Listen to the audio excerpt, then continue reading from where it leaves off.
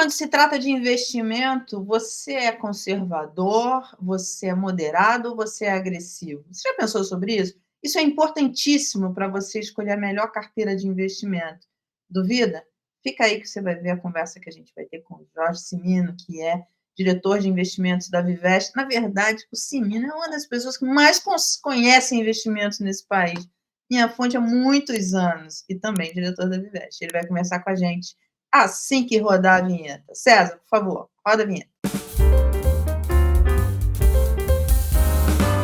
Cimino, seja muito bem-vindo a esta conversa aqui para o nosso podcast da Vivest. Obrigado. Obrigado pelo convite. Eu quero começar com exatamente falando da importância de se conhecer o perfil do investimento. Isso é tão importante e você acompanhou esse processo, nós acompanhamos, né? Porque antigamente não tinha a obrigatoriedade formal disso. Depois começou, depois das crises, né? Enfim, tivemos algumas crises que acabaram levando a uma certa obrigatoriedade para que a venda de investimentos fosse feita com base nesse perfil. Como é que está isso hoje? Como é que é isso na Vivest? Bom, primeiro, obrigado pelo convite.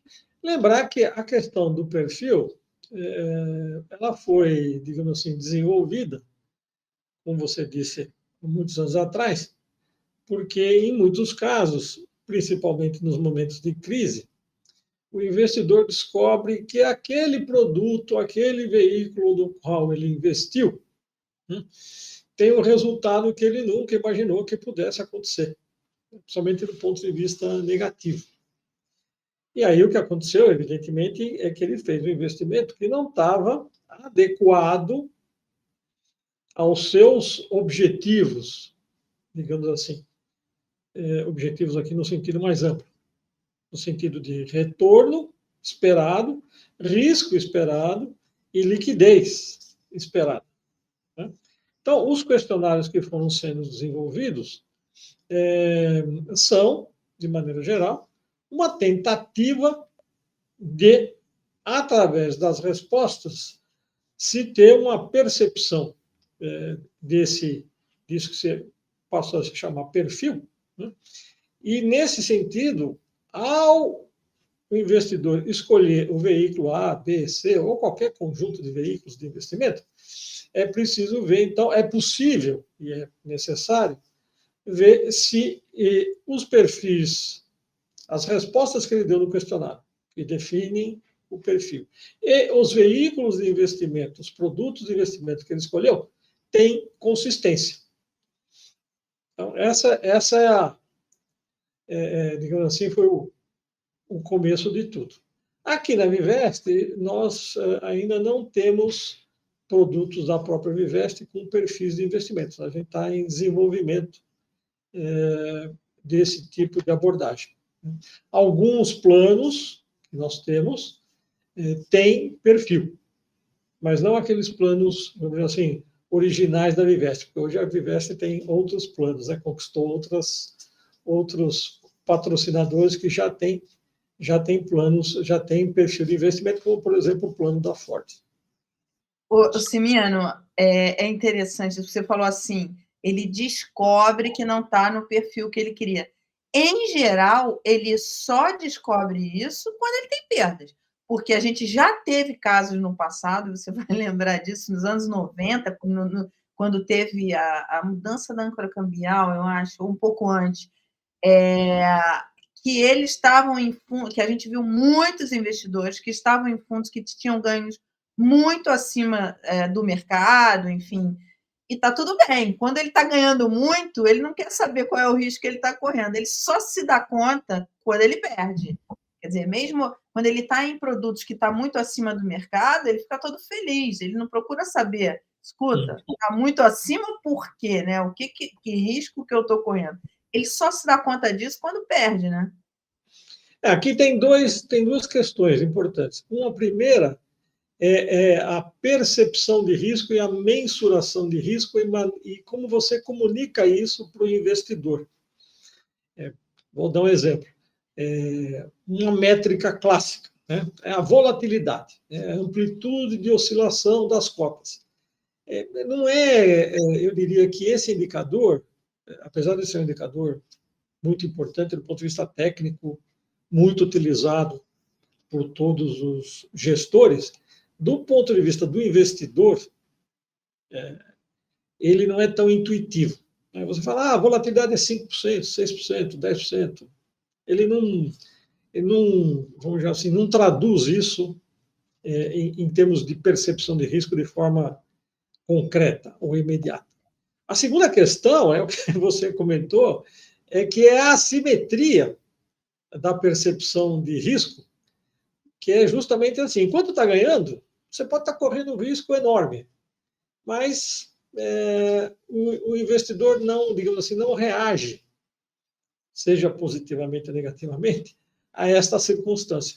Todavia, quando você enfrenta uma situação de perda, né, não precisa nem ser perda efetiva, mas pelo menos é declínio da cota, né, queda da cota. O cara ainda não vendeu o ativo, mas o ativo vendeu. Vamos pegar aqui a Bolsa Brasileira e as bolsas internacionais. Em março de 2020, apareceu a pandemia, caiu 20% no mês de março, mas depois, nos meses seguintes, recuperou. Mas naquele mês, caiu 20%. E aí é que está a reação assimétrica, em geral, do investidor, né? Ele reage de forma, digamos assim, muito mais intensa à perda, né, do que ao ganho.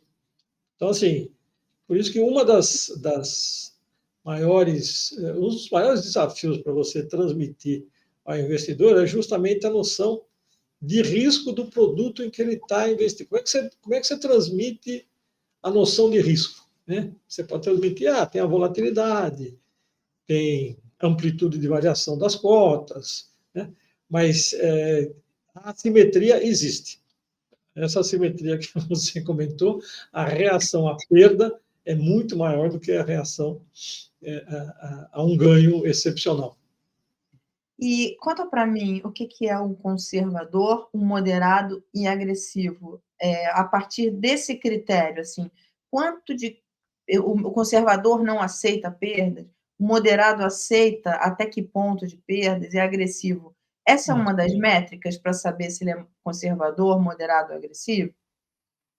Bom, essa classificação é uma classificação, digamos assim, tradicional, né, do mercado. Às vezes muda o nome aqui, em vez de agressivo é arrojado, né? Às vezes tem uma outra cauda ultraconservadora, mas vamos pegar a tipologia clássica, vamos chamar assim, né, do conservador, do moderado e do agressivo. Acho que a primeira abordagem para você fazer a distinção, vamos pegar o conservador. Não é simplesmente assim, a reação à perda, mas porque você pode pensar em termos de risco e pode pensar em termos de retorno. Então, o conservador seria aquele investidor cujo objetivo, de forma ampla, poder-se dizer, é a manutenção do patrimônio em termos reais. Em outras palavras, ele quer que o patrimônio dele, o conjunto de investimentos que ele tem, rendam, ao longo do tempo, alguma coisa próxima à inflação. De tal forma que, né, o patrimônio dele, em termos reais, permaneça constante. Essa é uma primeira, pode ser considerada uma primeira abordagem. A segunda, aí quando você vai falar do moderado. O moderado, aí ele tem um binômio retorno-risco diferente do conservador, de forma ampla. O que ele tem?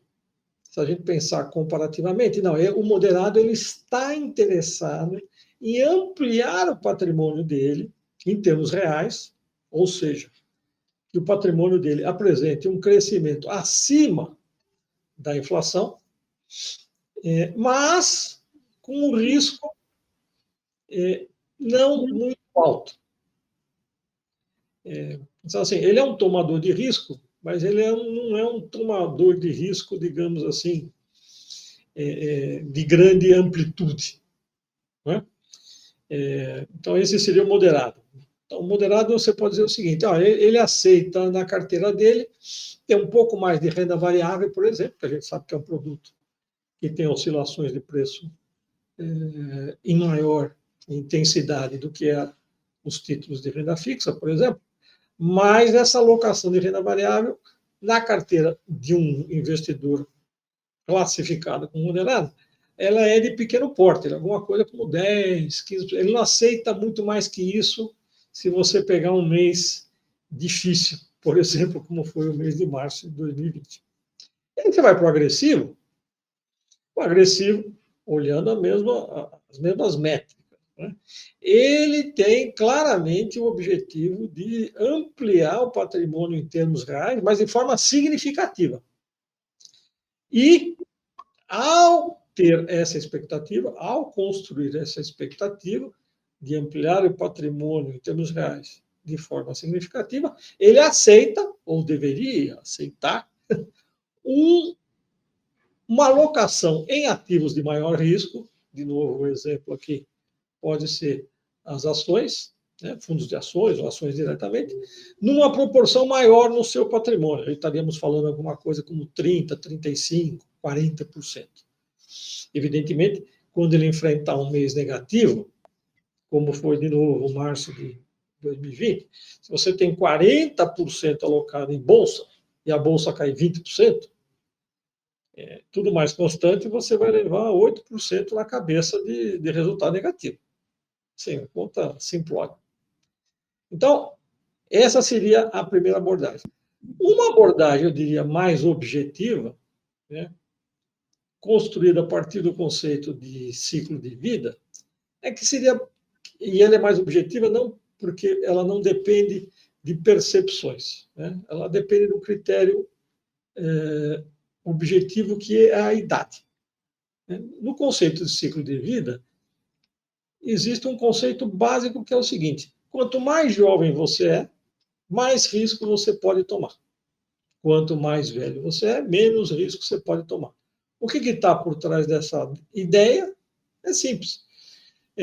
Quanto mais jovem, mais risco você pode tomar, porque nos momentos de crise, você ainda, justamente porque você é jovem, você tem tempo para esperar uma recuperação dos mercados. Exemplo simplório: se você tem 30 anos, você pode ter 40% dos seus investimentos em renda variável, por exemplo. Estou pegando a renda variável sempre como um ativo de risco, né? Porque tem anos ruins, tem anos bons, mas você tem 30 anos, você vai se aposentar aos 65, né? 60, 65. Então, ou seja, você tem 35 anos para recuperar a perda e, atenção, como você é um jovem, você tem também a perspectiva de crescimento profissional.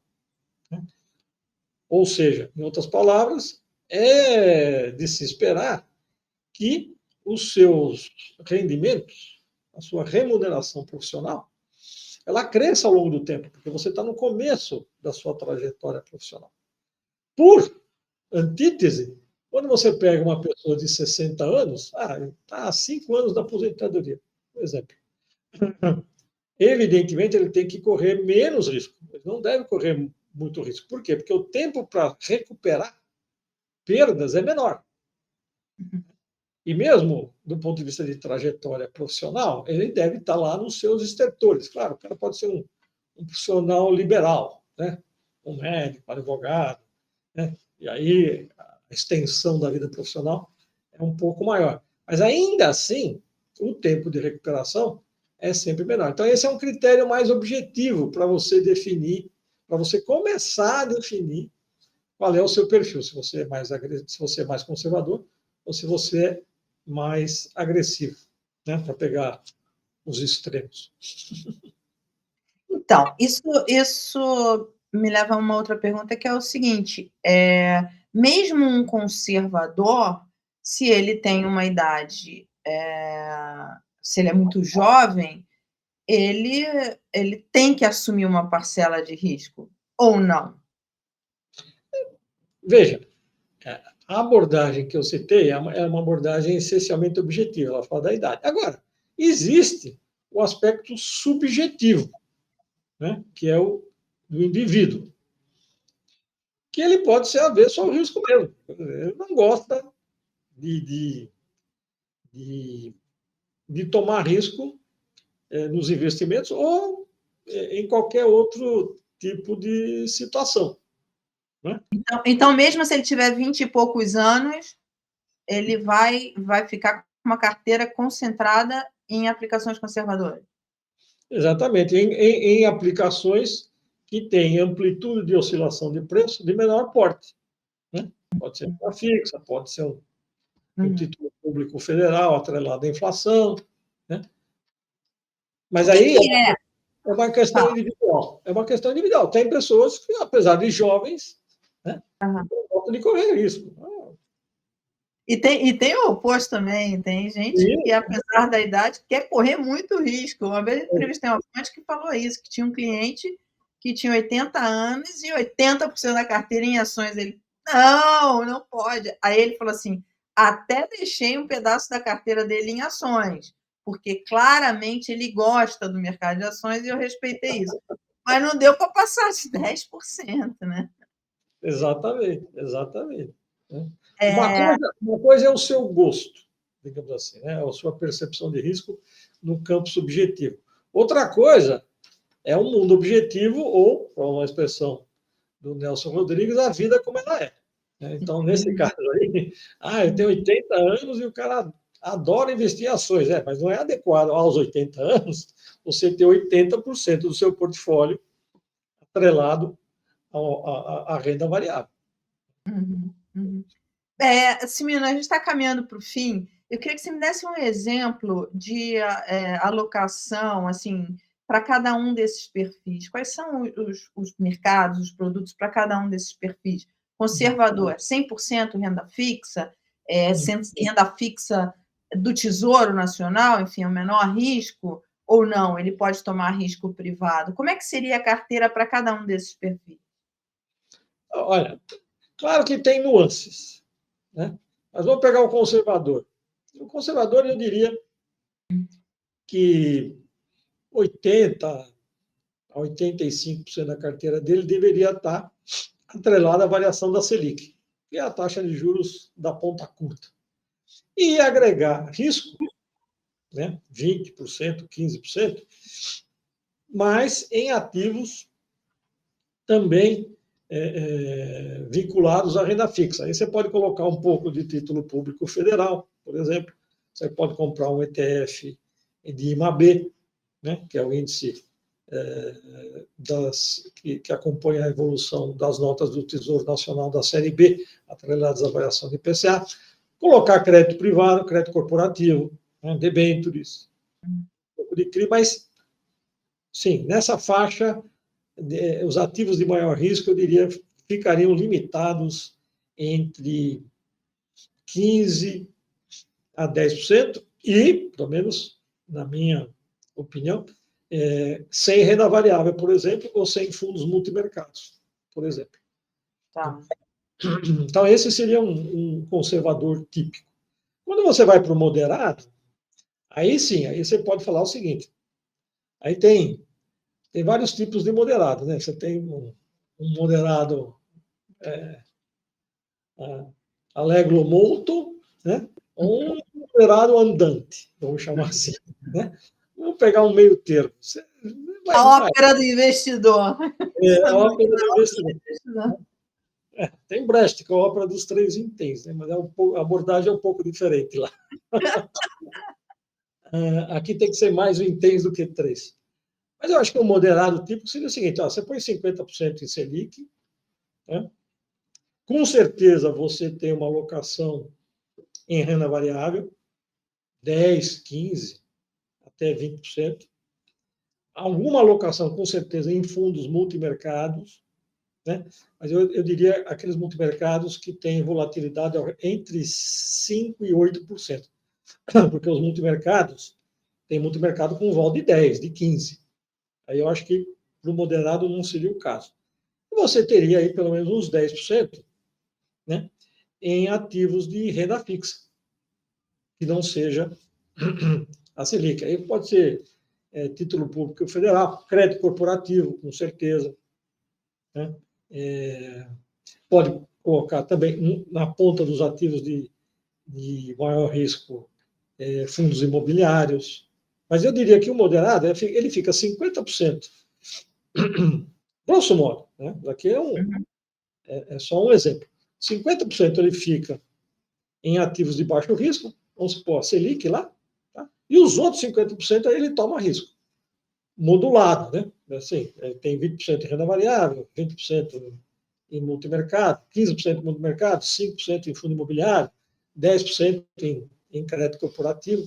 Eu acho que essa seria uma carteira mais a afeição de um investidor que se auto-intitula moderado. Ou seja, você vai ter um padrão de volatilidade bem superior ao padrão de oscilação de preço do que o conservador. E quando você vai para o agressivo, de novo, você pode ter um agressivo, digamos assim, de forma mais incisiva, mas vamos supor, mas com certeza no agressivo você teria o quê? 30% no máximo na renda fixa Selic, na ponta curta, risco praticamente zero, né? E aí sim, você tem 70% do patrimônio vinculado a ativos de maior risco. E aí, com certeza, por exemplo, renda variável teria que ter uma parcela de pelo menos 30%. Né? Multimercados, uns 20%.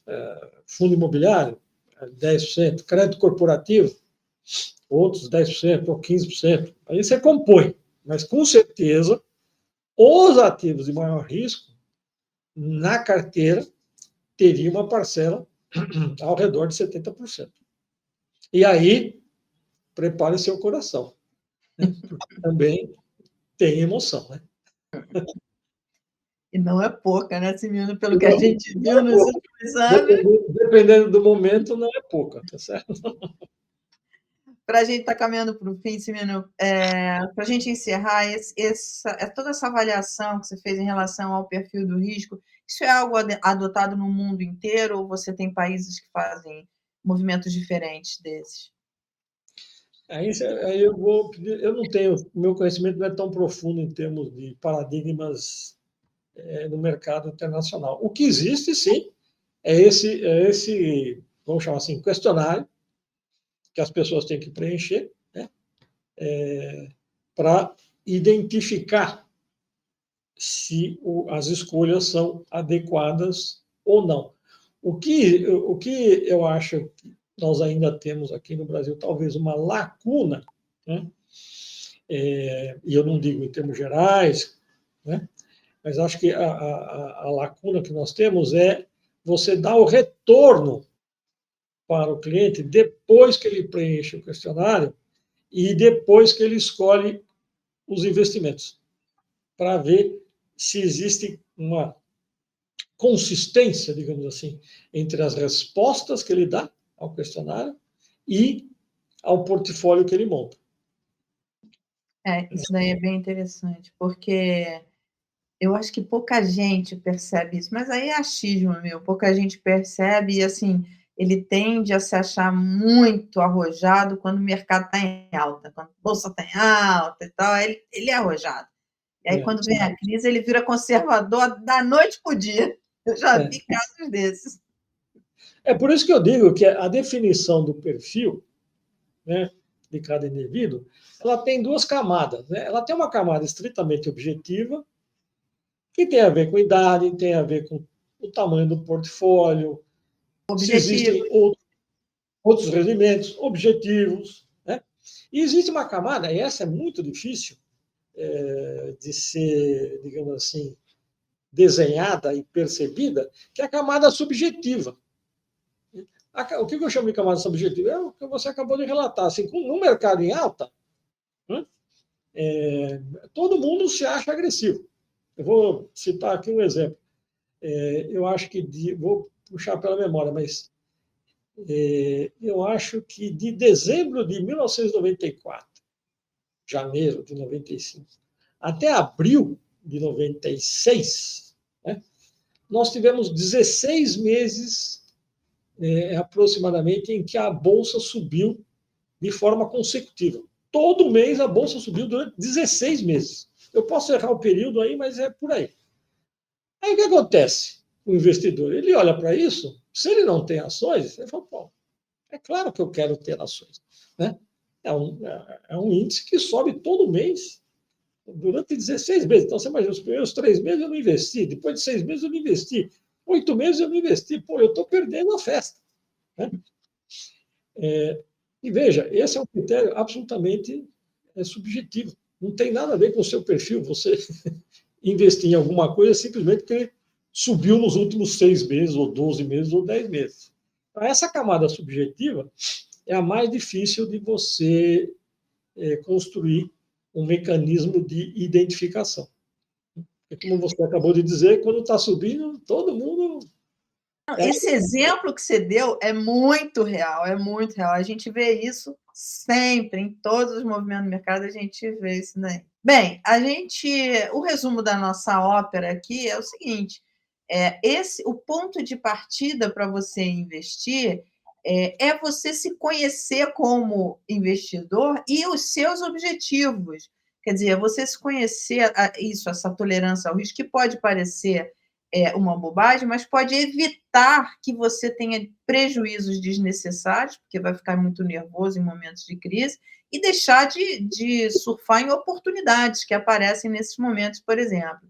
Então, assim, o resumo da ópera é: conheça, né, os seus objetivos, conheça o seu perfil de investidor para poder fazer uma carteira de investimentos assim, adequada ao seu perfil, à sua tolerância ao risco, porque isso vai te ajudar a evitar prejuízo e aproveitar a oportunidade. É isso, Simina? É isso. Você pode, inclusive, digamos assim, parcelar os seus investimentos segundo objetivos específicos. Um exemplo. Eu tenho, vamos supor, 100 unidades monetárias para investir. Um exemplo. Mas, olha, 30 dessas 100 unidades monetárias, eu tenho como objetivo investir, dar entrada no imóvel daqui 5 anos. Um exemplo. Né? Para essa parcela, como você tem o objetivo de comprar uma casa, um apartamento, para essa parcela não digamos assim, não seria o mais adequado você fazer um investimento mais agressivo, porque afinal de contas, você tem um objetivo muito claro, que é comprar uma casa, um apartamento. Né? Agora, para outro objetivo, assim, que seja mais, vamos chamar assim, trivial, né? Estamos fazendo aqui um juízo de valor para os objetivos. Eu tenho um objetivo de passar 60 dias viajando daqui 5 anos. Né? Quando eu completar 40 anos, o meu presente de aniversário vai ser 60 dias viajando pelo mundo. Bom, aqui você pode ser eventualmente mais agressivo, porque eventualmente, se alguma coisa der errada, você, ao invés de viajar 60 dias, você viaja 30, ou você viaja 20. Né? O objetivo, digamos assim, é relativamente menos nobre, digamos assim, do que comprar um apartamento. Então, você pondera as suas 100 unidades monetárias em função de objetivos diferentes, e em função de objetivos diferentes, você faz investimento em veículos distintos. Essa é uma abordagem também possível. Legal. Muito obrigada, Simino, por essa conversa. Eu te vejo na próxima. Obrigada.